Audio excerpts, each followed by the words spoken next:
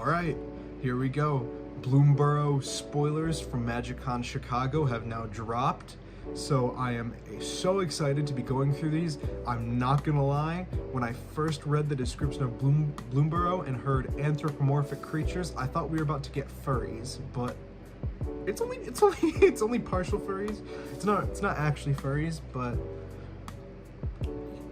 I'm excited for what they decided to do. So let's hop into the first one.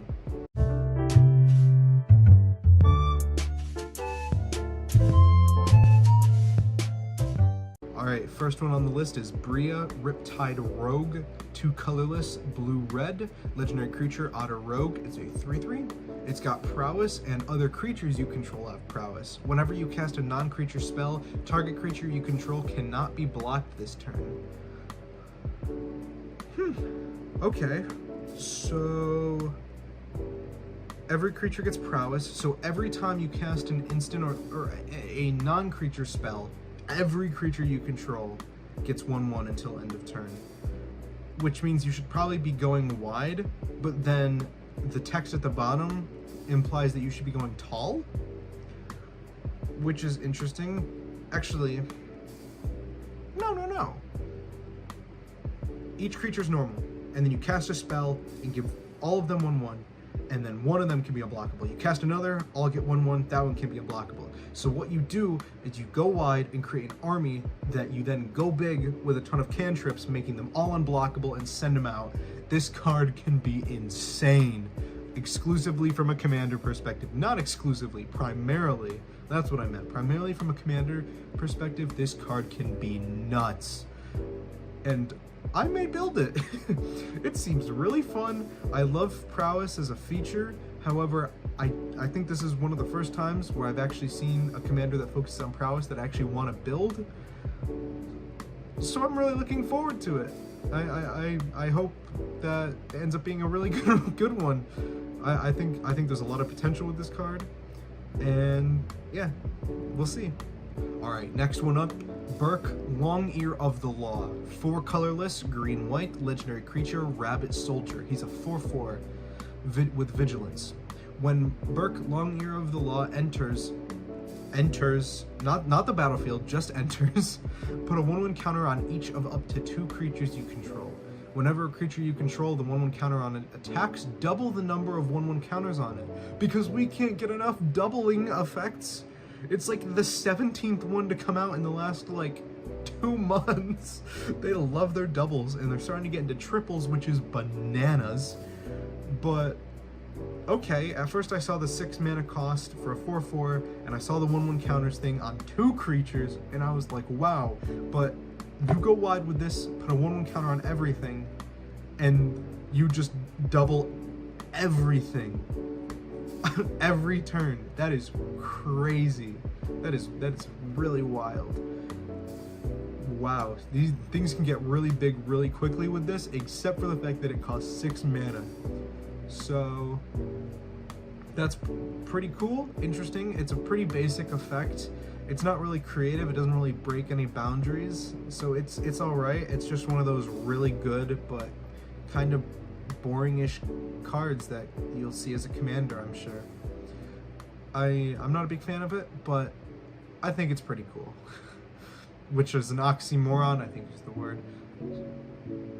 There's nothing really else to it. Next up, New Bear! Lumra, Bellow of the Woods, 4 mana green, 4 colorless green, vigilance, reach, unknown power toughness. I don't know what the real term for it is. Debatable power toughness. Lumra, Bellow of the Woods, power and toughness are equal to the amount of lands you control. When Lumra enters, mill 4 cards, then return all land cards from your graveyard to the battlefield tapped. Another green mill, mono green mill card. We saw this with Titania in Brothers War. These cards are going to work very synonymously with each other, which is going to be fun. I don't know how many mono green mill land cards there are. You expect it more from something in Golgari, but it's still exciting. I think Lumra can get very big very quickly. You save her for late game, then just throw her down at once, or throw her down at the end, She can be like a 25-25. If the majority of your lands, or the majority of your library is in the graveyard, boom, all on the field. It goes crazy. I'm curious to see how that'll be. Could get very explosive. I'm looking forward to it. Alright, next up, Mabel, Heir of Cragflame. 1 colorless, red-white, legendary creature, mouse soldier. It's a 3/3.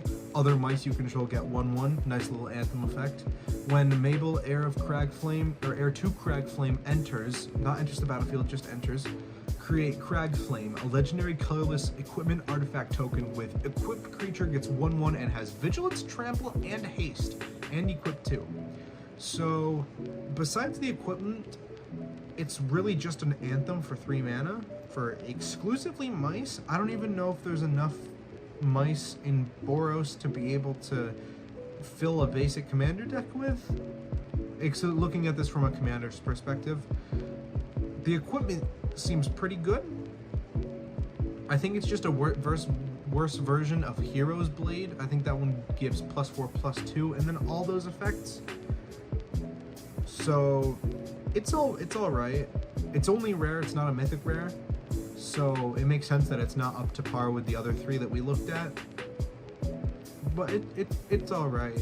I don't think she's gonna see much play, but Mabel's still pretty cool in my book.